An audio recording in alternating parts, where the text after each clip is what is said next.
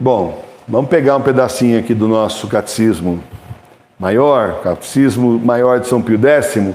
Nós estamos na página 94, parágrafo 2º, do efeito principal dos sacramentos, que é a graça. Que é a graça?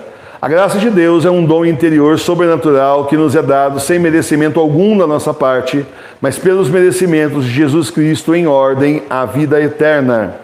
Então, sem merecimento nenhum da nossa gente, dependesse de ter merecimento para receber as graças de Deus. Vou contar um negócio para você, a gente estava frito, né? Como se divide a graça? Divide-se a graça em graça santificante, que se chama também habitual, e a graça atual. O que é a graça santificante? A graça santificante é um dom sobrenatural que se faz inerente à nossa alma e que nos faz justos, filhos adotivos de Deus e herdeiros do paraíso. Quantas espécies há de graça santificante? Há duas espécies de graça santificante, graça primeira e graça segunda. Que é a graça primeira? Graça primeira é aquela pela qual o homem passa do estado do pecado mortal ao estado de justiça, de amizade com Deus. O que é a graça segunda? A graça segunda é um aumento da graça primeira. Que é a graça atual? A graça atual é um dom sobrenatural que ilumina a nossa inteligência, move e fortalece a nossa vontade, a fim de que pratiquemos o bem e evitemos o mal. Certo?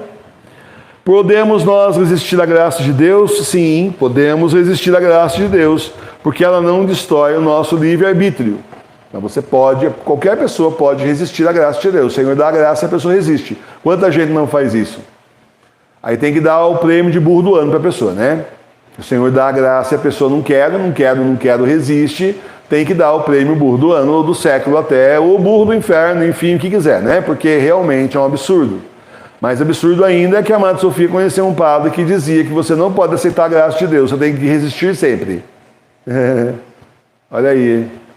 E é padre da internet, tá? Só para vocês saberem. Só com as nossas forças podemos nós fazer alguma coisa que nos seja útil para a vida eterna.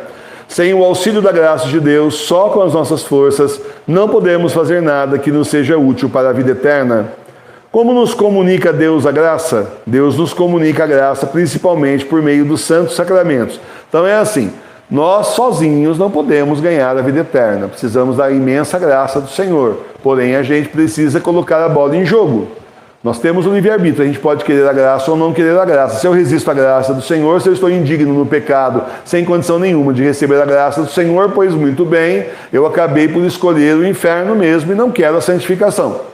Agora, se eu procuro estar sempre em estado de graça, se eu peco, já me arrependo, faço confissão espiritual, peço perdão ao Senhor, me esforço ao máximo para estar tudo que eu posso, para estar no caminho de Deus, peço a ajuda do Senhor, do Espírito Santo, peço a ajuda do anjo da guarda de Nossa Senhora. Essas são aquelas coisas que nós podemos e devemos fazer. Nossa vontade é soberana.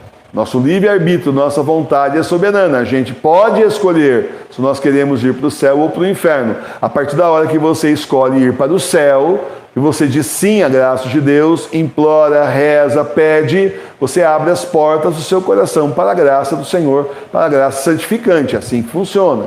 Resistir é inútil, né? Resistir é estupidez. A pessoa vai terminar sendo aí realmente condenada ao inferno para sempre. Então, depende de nós, a gente aceitar a vontade de Deus na nossa vida, não lutar contra a graça e ao mesmo tempo estar em condições de receber a graça. Então tem uma parte que depende de nós. Na verdade é a menor parte, mas é o suficiente para a porta não fechar. Sabe aquele negócio quando você vai tentar fechar a porta do carro ou a porta da casa e não fecha, que está pegando em algum lugar? Tem alguma coisa pegando aqui, tem que dar uma lixadinha porque não fecha? Ou tem que dar uma acertada no parafuso porque está meio penso a porta, não fecha? Então, isso aí é justamente a parte nossa que a gente acaba atrapalhando, que é a parte do livre-arbítrio, que a gente tem que escolher direito. Tem que escolher direito, não escolher errado. Escolher errado é inferno, escolher certo é aí grande chance de ir ao céu. Tá certo? Como nos comunica Deus a graça? Deus nos comunica a graça principalmente por meio dos santos sacramentos. Além da graça santificante, confere-nos os sacramentos alguma outra graça? Os sacramentos, além da graça santificante, conferem também a graça sacramental. Que é a graça sacramental?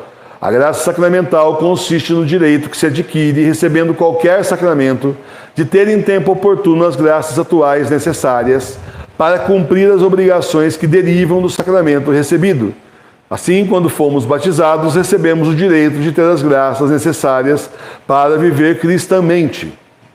Só que nós estamos no começo do século passado. 100 anos depois, falar de direito significa quase dizer que o Senhor teria qualquer obrigação que ele não tem. Então tem que ter cuidado com a poluição, né? O direito é uma coisa boa, não é uma coisa que você fica brigando e exigindo e etc. Tá? Às vezes aqui no mundo, mas com o Senhor não funciona assim. Com o Senhor não é assim que funciona. Você adquire o direito, a pessoa é batizada, adquire o direito aos outros sacramentos e a ter uma vida de santificação e pedir ao Senhor as graças que ela precisa para a sua santificação e ela se esforçar muito para conseguir tudo isso, tá certo? Agora, não que seja obrigação de Deus, não vamos confundir as coisas, não são sinônimos. Direito não é sinal de que o Senhor tem obrigação de, não tem nada a ver. O Senhor não tem obrigação de nada, tudo que Ele faz é por amor a nós e misericórdia imensa. Porque se realmente Ele fosse fazer o que a gente merece, a gente não estava aqui para contar a história, fala a verdade. Então, cuidado com isso.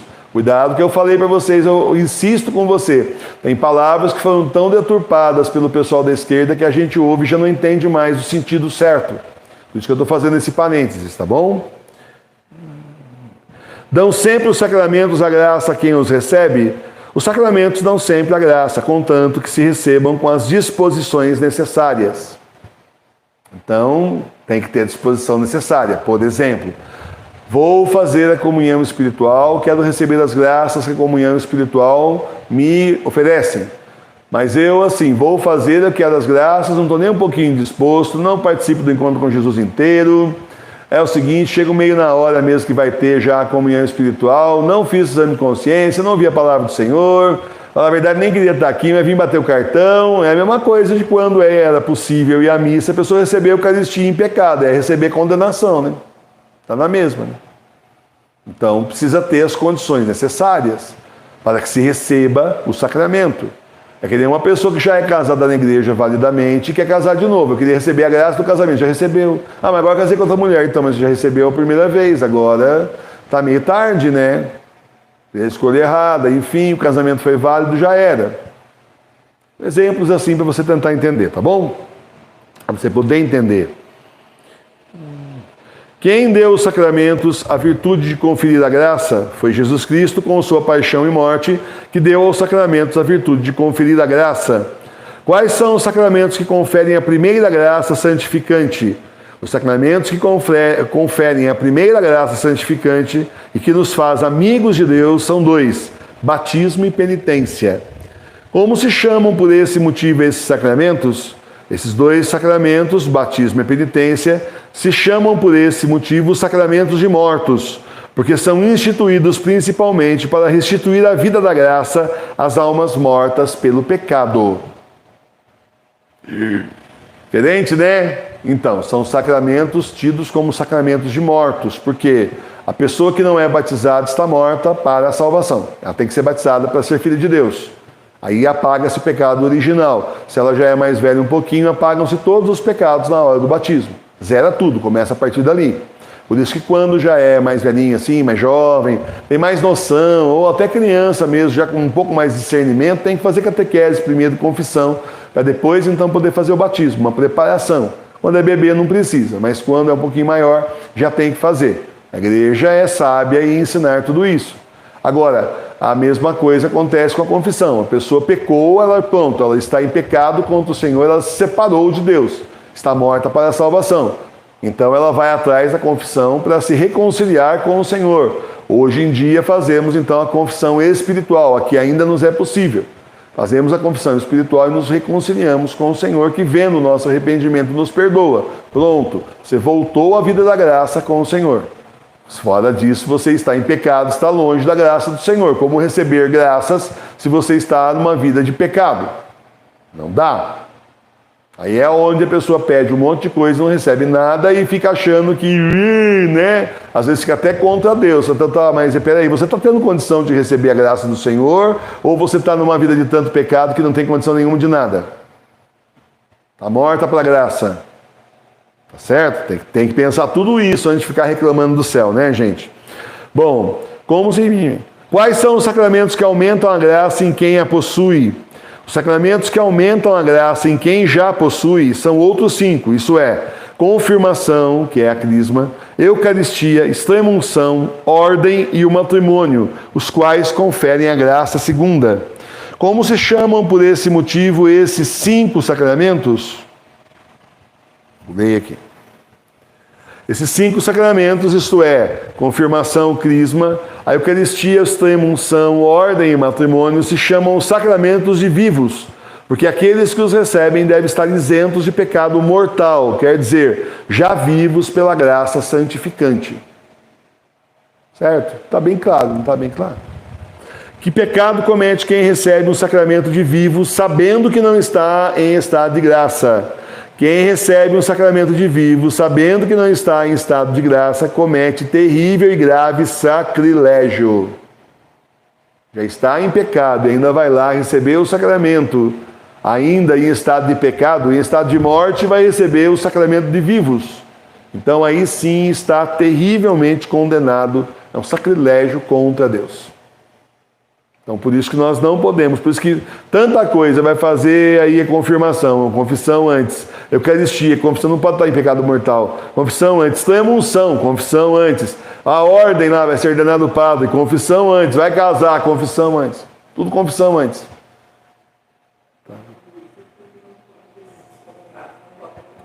É por isso que essa turma que está excomungada não pode comungar de jeito nenhum, gente. Eles estão excomungados. Como é que eles vão se aproximar da Eucaristia? Claro que também não tem Eucaristia mais, né? Mas, enfim, você entendeu, né? Muito bom. Quais são os sacramentos mais necessários para a nossa salvação? Os sacramentos mais necessários para a nossa salvação são 2. O batismo e a penitência.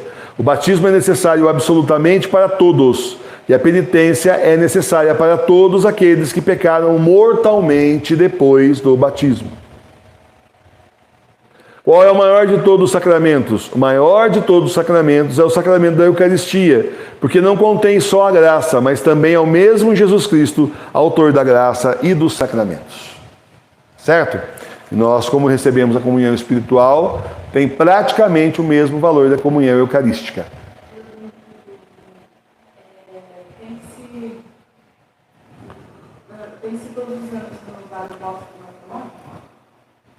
Pergunta do Henry, tem que todos os anos renovar o voto do matrimônio? Olha, o casamento é um só, mas é sempre bom renovar todos os anos, assim como também a nossa consagração é bom renovar todos os anos. A Madre Sofia renova os votos dela de religiosos todos os anos. É sempre bom renovar todos os anos. Se eu não renovar, então perdeu a validade? É que nem IPVA? Não paguei IPVA, meu carro não pode rodar mais? Licença do carro? Não tem nada a ver, né, gente? Sacramento é sacramento, licença do carro é outra coisa, né? A cara esse ano, hein? Licença do carro é outra conversa. Licença do carro tem que renovar todo ano. É a mesma coisa de renovar aí o casamento todo ano. Renovar os votos do casamento, renovar então a consagração. Então se eu não renovar minha consagração total a Jesus por Nossa Senhora esse ano, estou liberado, beleza, não sou mais consagrado? Claro que você é. Só está sendo um relapso só, porque o autor do método São Luís Maria Grignão de Montfort mandou renovar todo ano. Mas por que tem que renovar todo ano, gente? Primeiro que a gente pede a bênção do Senhor sobre nós de novo, que bom, né? E segundo que a gente se lembra, que o ser humano é esquecidinho, então é bom para lembrar. Esse que é o negócio. É ou não é esquecidinho? Fala que não é.